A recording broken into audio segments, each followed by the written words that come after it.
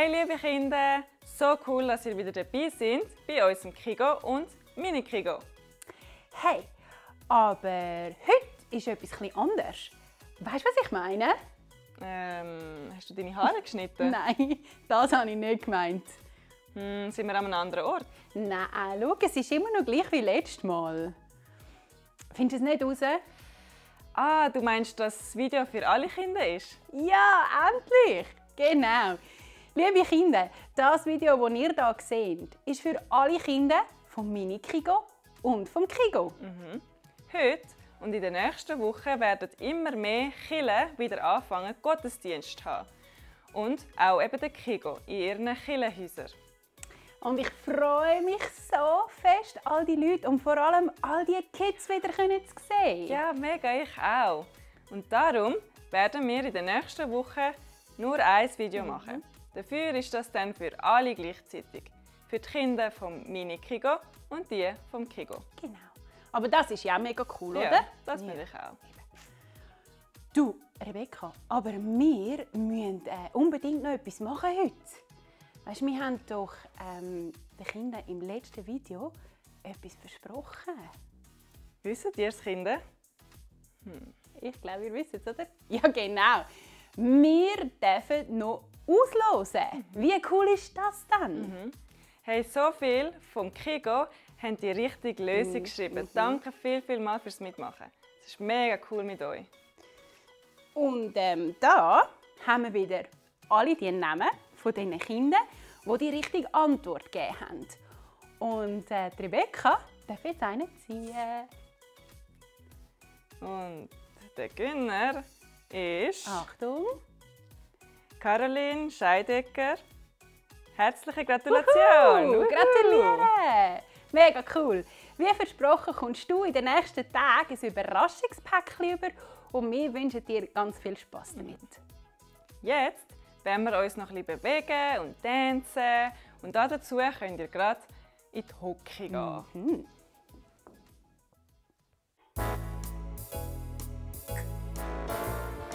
Achtung, fertig, los!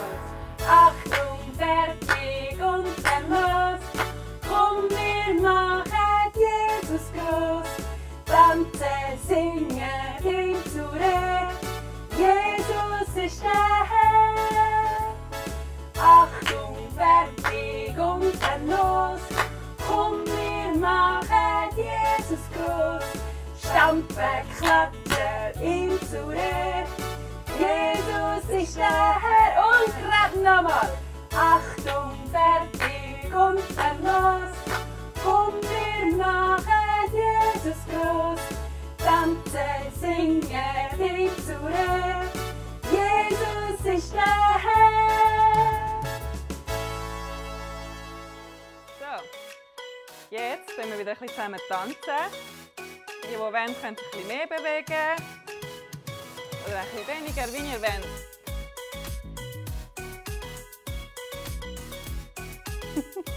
Yeah, cool. Zeigt mal eure Moves. Über die. Wisst ihr noch? Oder mit der Bora? Genau. Und jetzt geht es ja heute nicht um Jesus, sondern um den Heiligen Geist. Ihr könnt jetzt eigentlich das nachsagen, was Deborah sagt. Ich sage jetzt, der Heilige Geist lebt. Wo? In mir. Der Heilige Geist lebt. Wo? In mir. Nochmal alle zusammen. Sind ihr dabei? Und 5, 6, 7, 8. Der Heilige Geist lebt. Wo? In mir. Der Heilige Geist lebt. Wo? In mir. So, jetzt kommen wir tanzen. So, ein bisschen drehen. Bis Flugi. So, und jetzt Pyramide. Kennen ihr die machen so. Der Ägypter. Gut. Jetzt wird Hühnli. Genau, so macht das Hühnli. Cool. Dann wir ein bisschen lockern. Mit den Schultern.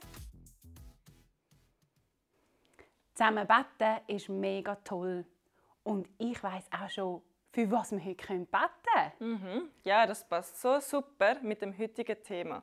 Wir beten heute nämlich für unsere christliche Familie, also unsere Familie von der Kirche.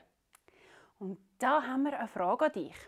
Welchen Freund, welche Freundin aus dem Mini-Kigo oder aus dem Kigo hast du vermisst? Für die darfst du jetzt mit uns zusammen beten. Und dann beten wir noch für alle unsere Leiter im Kigo. Lieber Vater im Himmel, danke viel mal für all die Kinder, die mit mir zusammen im Kigo sind, die ich am Sonntag gesehen habe und jetzt bald wieder sehen darf. Ich bitte dich, dass du jeden Einzelnen segnest, gerade dort, wo er jetzt ist.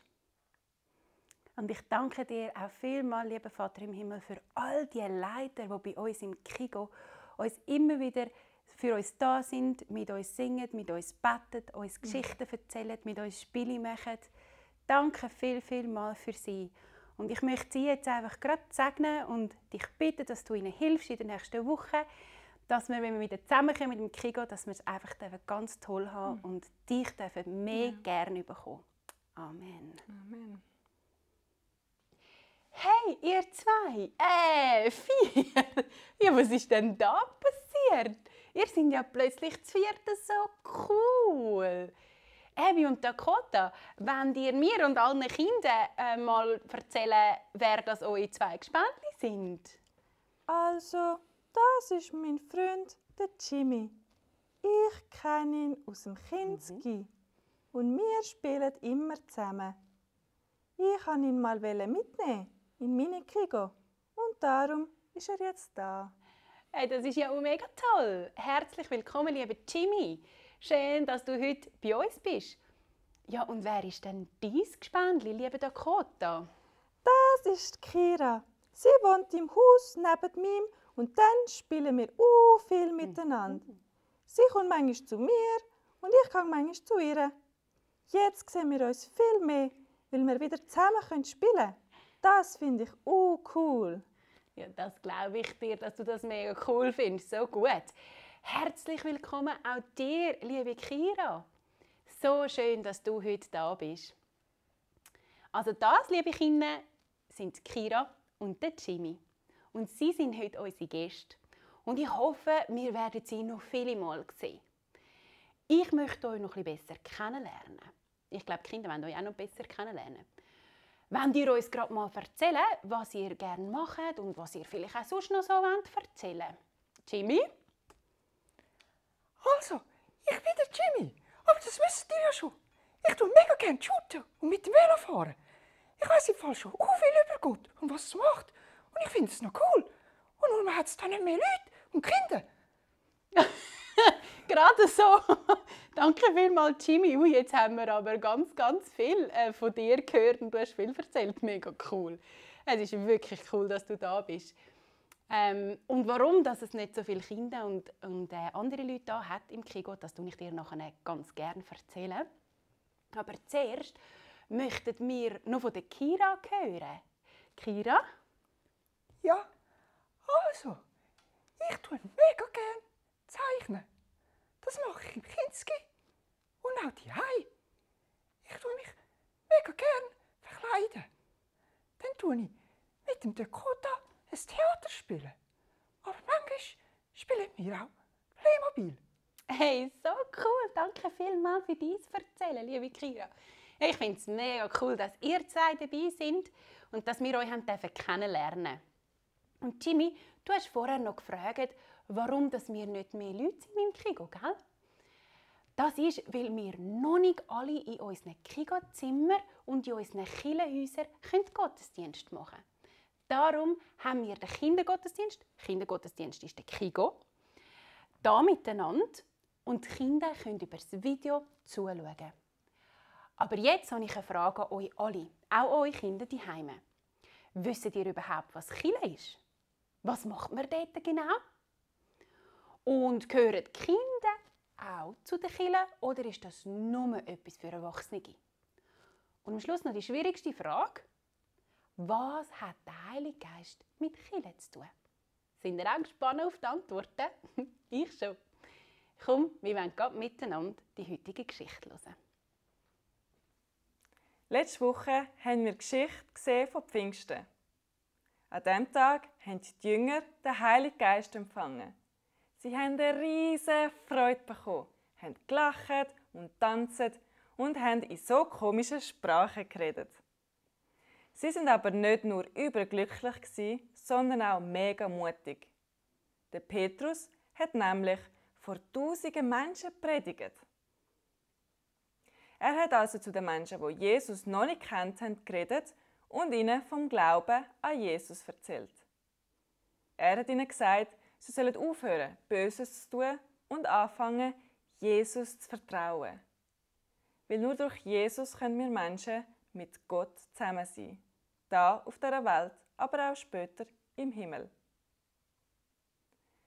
Ganz viele Menschen haben in diesem Moment gemerkt, dass sie Jesus brauchen und mit ihm leben wollen. Sie haben sich für ihn entschieden und der Heilige Geist ist auch zu ihnen gekommen. Es sind 3000 Menschen. Und als Zeichen, dass sie die Entscheidung wirklich ernst gemeint haben, haben sie sich von den Jüngern taufen lassen im Wasser. Und von diesem Moment an waren es Christen. Die Leute sind dann nicht einfach heimgegangen und haben ihr Leben weitergelebt. Nein, sie sind ja Gottes Kind geworden. Und das bedeutet ja, dass sie nicht nur einen neuen Vater bekommen haben, sondern auch ganz viele Geschwister. Alle anderen Christen haben jetzt also plötzlich eine riesige Familie gehabt. Und die Liebe von Gott hat sie verbunden. Sie haben einander also ganz fest gern bekommen. Und darum sind sie zusammengeblieben. Sie haben sich in verschiedenen Gruppen getroffen, dort, wo sie eben gewohnt haben. Manchmal in einer Kirche und manchmal bei jemandem daheim. Sie haben zusammen gegessen und getrunken, haben zusammen Gottesdienst gefeiert und immer mehr von Gott gelernt. Und jeden Tag hat Gott mehr Leute berührt und sie sind zu der Kirche dazugekommen. Wow, das ist ja mega cool! Nach Pfingsten sind also die ersten Kirchen entstanden. Ja, genau. Also ist Pfingsten sozusagen der Geburtstag der Kirche? Stimmt eigentlich. Ja, ab Pfingsten feiern wir also auch den Geburtstag der Kirche. Weil nachdem der Heilige Geist gekommen ist, hat man ja angefangen, sich in Gruppen in einem Gebäude zu treffen. Cool. Kinder, wisst ihr, was eine Kirche ist? Ja, ich denke, die einen wissen es.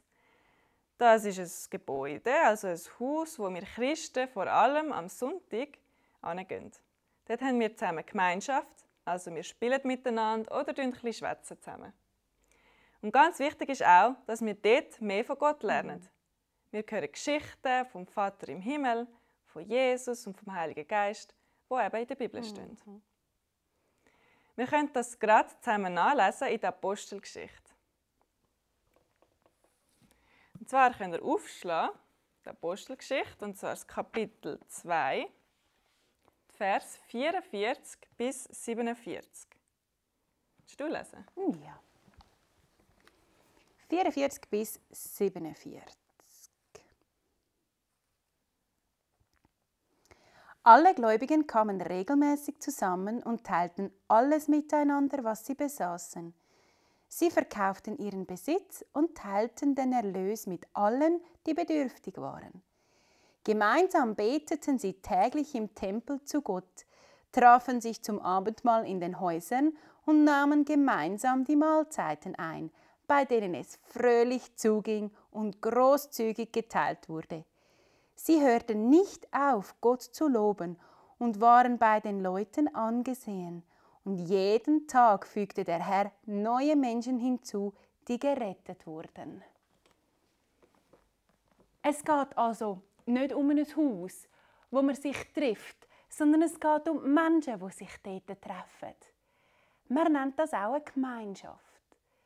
Darum kann man auch Gemeinde sagen, anstatt Kirche. Es kommen Geschwister zusammen, die verbunden sind und sich gern haben. Und da gehören die Kinder auch dazu. Wir gehören auch zu der Kirche, zu der Gemeinde, genauso wie die Erwachsenen. Die Kirche ist ein Ort für jeden.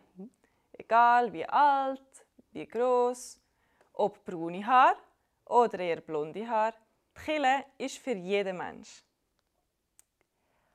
Aber wie können wir also miteinander verbunden sein, wenn sie unsere Kirche schon so viele Leute hat? Ich meine, ich kenne die ja alle gar nicht selber. Ja, das stimmt. Darum haben wir kleinere Grüppchen, wo wir uns besser kennen. Die Erwachsenen gehen in eine kleine Gruppe und ihre Kinder... Oh ja, hey, wisst ihr, in welche kleine Gruppe ihr geht, welche kleine Gruppe die Rebecca meint? Ich glaube, ihr wisst es, oder? Ja, genau. Der Mini-Kigo und der Kigo. Die Kinder, die du vor dieser Corona-Zeit jeden Sonntag gesehen hast, mit denen, die du gespielt hast, oder im Sportraum oder sonst irgendwo Sachen gemacht hast, kommt dir gerade ein Name in den Sinn? Kannst du alle von deiner Gruppe aufzählen? Um das zu veranschaulichen, haben wir hier ganz viele Zündholzschächtchen. Und dann können wir eins rausnehmen und sagen wir, das bist jetzt du oder das bin jetzt ich. Und dann kannst du irgendeine Farbe nehmen, am besten deine Lieblingsfarbe. Ich kann sehr gerne pink. Und dann kannst du das anmalen. Also dann mache ich jetzt das auch, oder? Weil das wäre dann nämlich ich. Du darfst es jetzt nachmachen oder auch nachher, wenn wir fertig sind mit dem Video. So. Und das legen wir jetzt hier vorne an. Das ist ganz klein, sehen Sie es fast nicht, gell? Dann kommt noch das von der Deborah an. Und jetzt können wir für jeden Namen oder Person, die uns einfällt, vom Kigo oder vom Mini-Kigo, ein Zündhölzchen nehmen. Dann können wir so einen Turm machen. Wer fällt dir ein? Ich muss mich gerade für jemanden entscheiden. Ich habe gerade so viele Kinder, Ganz die mir in den viele, Sinn gell? kommen. Also ich sage Amrita. Und ich sage die Melina. Darf ich nochmal jemanden? Ja. Dann sage ich noch den Joas. Und ich sage den Justin. Dann könnt ihr einfach einen Turm bauen mit allen, die euch in den Sinn kommt. Seht ihr es? Noch ein bisschen höher bauen. Je nachdem, wie gross eure Gruppe ist, wird der Turm ein bisschen grösser oder ein bisschen kleiner. Und falls du noch nie im Kigo bist, dann kannst du einen Turm machen mit allen Kindern von deinem Kinski oder von deiner Klasse. Oder auch einen Turm von deiner Familie. Also ich habe jetzt da fast alle Kinder vom Kigo auf den Turm, weil wir haben ganz viel mehr in Silbern. Das würde nicht einmal lange mit diesen Zündhölzchen da. Aber jemand ist noch nicht auf dem Turm. Wer gehört auch noch dazu? Genau. Deine Kigo-Leiterin, dein Kigo-Leiter. Die dir die Geschichten erzählen, die mit dir Spiele machen, die mit dir singen und beten. Sie gehören auch zu deiner kleinen Gruppe in der Kirche. Und da wäre noch ein Zündhölzchen für unsere Leiter. Der Rebecca nimmt auch eins. Genau. Und die legen wir jetzt auch noch oben drauf. Also auch Deborah in Silbern. Und Rebecca im Bucheck. Wenn du ins Bucheck gehst, gehörst du mit mir zusammen zu dieser Gruppe, zu unserer kleinen Kirchengruppe. Und wenn du in Silbern bist, dann gehörst du mit mir zusammen zu unserer Gruppe, zu unserer Kirche. Wir sehen ja anhand von diesem Turm, dass wir einander berühren. Es ist nicht gedacht, dass wir alleine sind, dass wir allein Christ sind, sondern wir gehören zusammen. Wir sollen einander gerne haben, Zeit miteinander verbringen und zusammen etwas lernen. Das heisst aber nicht, dass wir immer mit allen spielen müssen. Aber wir sollen alle gerne haben. Du, Rebecca, fällt dir das einfach, immer alle gerne zu haben? Nein, nicht immer. Es kommt auch vor, dass mich jemand von der Gruppe ein bisschen nervt. Mir hilft es dann aber, wenn ich versuche, mich daran zu erinnern, dass wir ja Geschwister sind und den gleichen Vater haben. Dann bete ich für die Person, ich sie segne und dann fällt es mir immer einfacher, die Person gerne zu haben. Und ich merke, wie mir Gott auch so eine Liebe gibt für die Person, die vielleicht ein bisschen anders tickt wie ich oder ein bisschen anders sind. So cool. Ja, wir gehören zusammen. Und wir dürfen nicht zulassen, dass wir wegen Kleinigkeiten streiten und nicht mehr miteinander reden. Darum haben wir auch am Anfang füreinander gebetet. Und das kannst auch du machen. Darum kannst du nach dem Video ein Zündhölzchen, eine Schachtel holen oder vielleicht hast du noch andere Hölzchen daheim. Und dann kannst du einen riesigen Turm bauen, kannst das in deinem Zimmer aufbauen. Und jedes Mal, wenn du den Turm siehst, kannst du für den Kigo, für deine Gespendli und für die Lehrerin vom Kigo, deine Leiterin vom Mini-Kigo, kannst du für sie beten. Dann vergisst du sie ja nicht. Und wenn sie dann am Sonntag wieder siehst, hast du eine riesige Freude. Vielleicht gehst du noch nie in eine Kirche. Dann würden wir uns mega freuen, dich kennenzulernen. Frag doch deine Eltern, ob du uns mal besuchen kannst. Auf der Homepage sehen deine Eltern, wo du uns finden kannst. Rebecca und ich, wir freuen uns auf jeden Fall, dass es nicht mehr lange geht, bis wir uns wieder sehen können. Wir hoffen, dass ihr dabei seid, wenn es wieder losgeht mit dem Kigo in der Kirche. Ihr seid alle ganz herzlich willkommen. Und zum Schluss möchten wir euch noch segnen. Du kannst deine Hände so aufheben und wir beten für euch. Der Vater im Himmel soll euch segnen, soll euch behüten und möge euch Frieden und ganz viel Freude schenken. Amen. Amen. Wir wünschen euch eine super tolle Woche und bis ganz bald. Tschüss Tschüss miteinander.